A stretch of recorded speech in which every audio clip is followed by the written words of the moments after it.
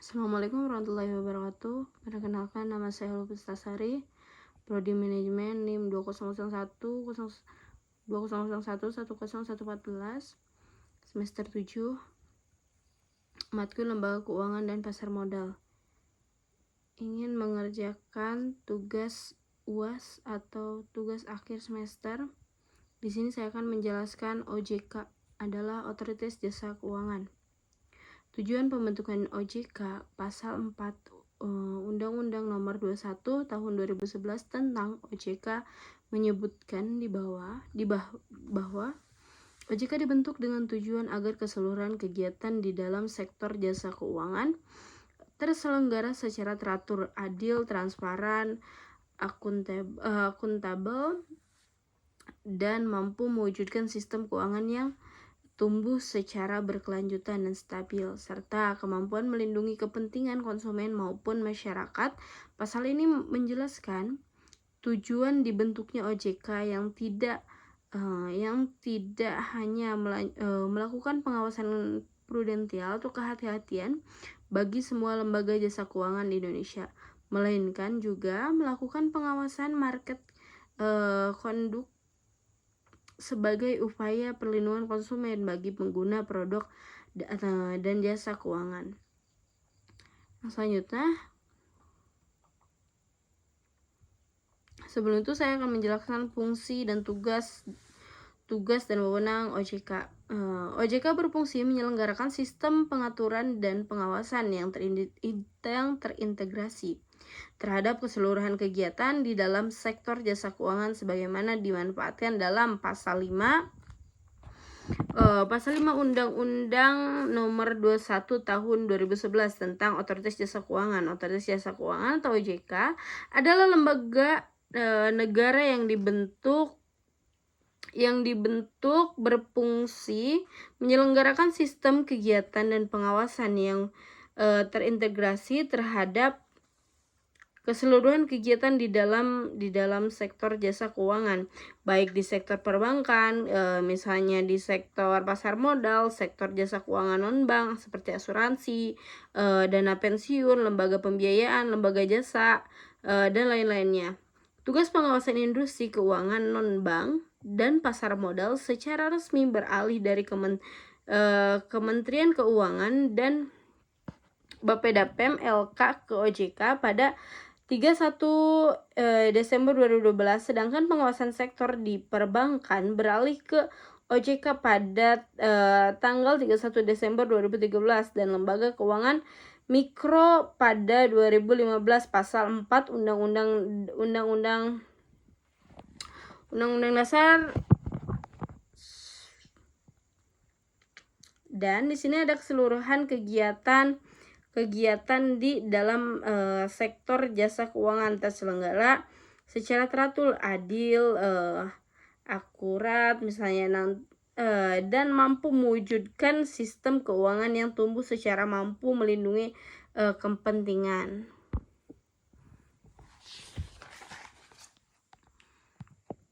Selanjutnya, di sini konsumen maupun masyarakat. Dengan membentuk OJK, maka lembaga yang diharapkan dapat mendukung lembaga kepentingan sektor jasa keuangan secara menyeluruh dan secara transparan. Pertumbuhan tahun melakukan industri jasa keuangan 2015 yang memicu pertumbuhan meningkatnya kesejahteraan. Selanjutnya, OJK berfungsi menyelenggarakan sistem pengaturan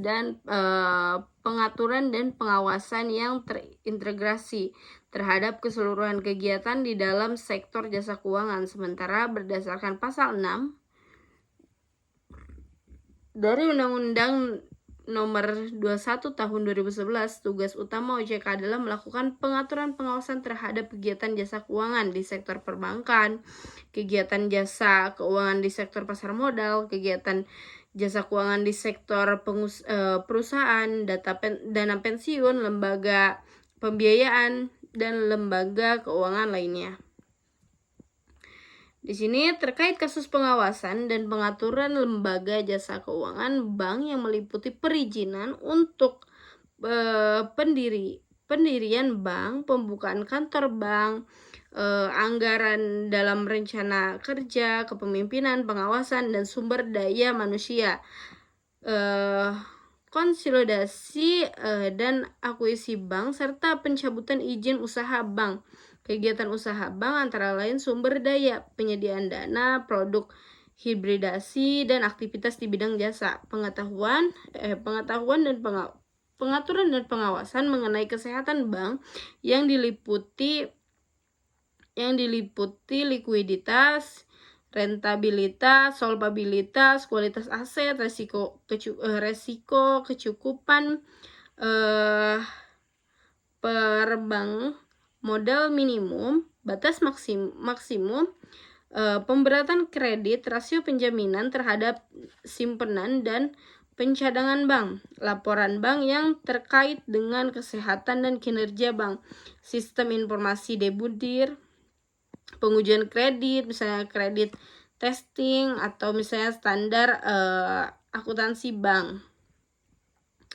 Pengaturan dan pengawasan mengenai aspek kehati-hatian bank meliputi manajemen risiko tata kelola bank, prinsip pengenalan nasabah dan anti pencucian uang, dan pencegahan pembiayaan teroris. Dan kesejahteraan perbankan serta memeriksa bank, teknik pengukuran lembaga jasa keuangan bank atau non-bank meliputi menetapkan kebijakan operasional pengawasan terhadap kegiatan jasa keuangan.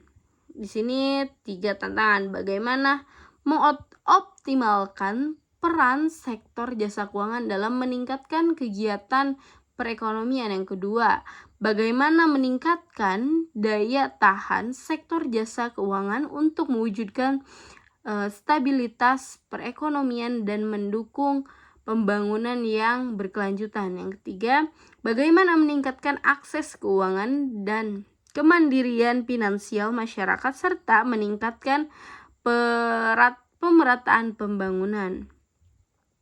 Menetapkan struktur organisasi dan infrastruktur serta pengelolaan, memelihara dan menuntaskan kekayaan kewajiban dengan kesatuan perekonomian perundang-undangan di sektor jasa keuangan terkait pengawasan lembaga jasa keuangan, misalnya bank ataupun non-bank, menetapkan kebijakan operasional pengawasan terhadap kegiatan jasa keuangan, mengawasi pelaksanaan tugas, pemeriksaan, misalnya penyelidikan, atau misalnya dengan konsumen tindakan terhadap lembaga jasa keuangan itu tersendiri.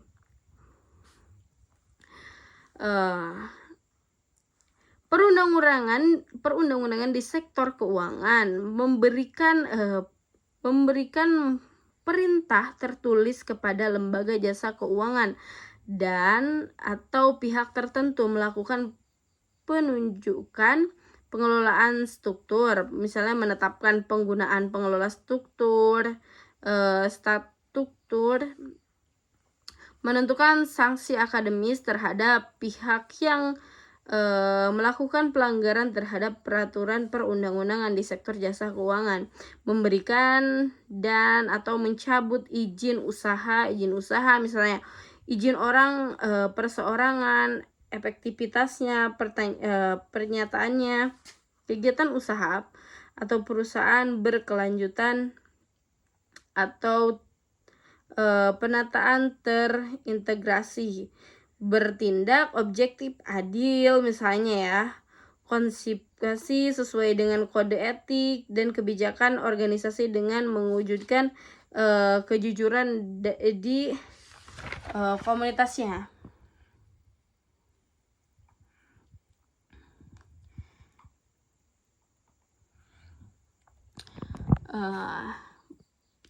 bekerja dengan penuh tanggung jawab berdasarkan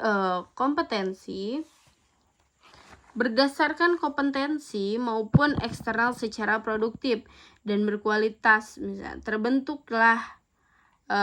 terbentuklah beberapa kemampuan meliputi misalnya kegiatan jasa keuangan, misalnya sektor perbankan, kegiatan jasa keuangan, dan sektor pasar modal.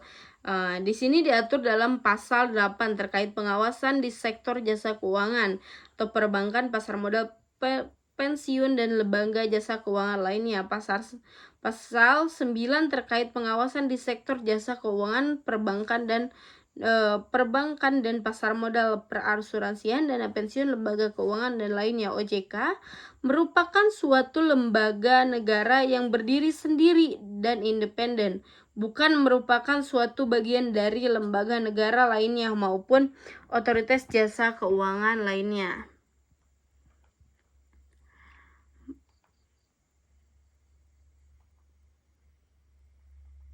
Baik, sekian yang saya dapat sampaikan. Mohon maaf bila ada salah-salah kata. Wabillahi taufiq wal hidayah. Wassalamualaikum warahmatullahi wabarakatuh. Terima kasih.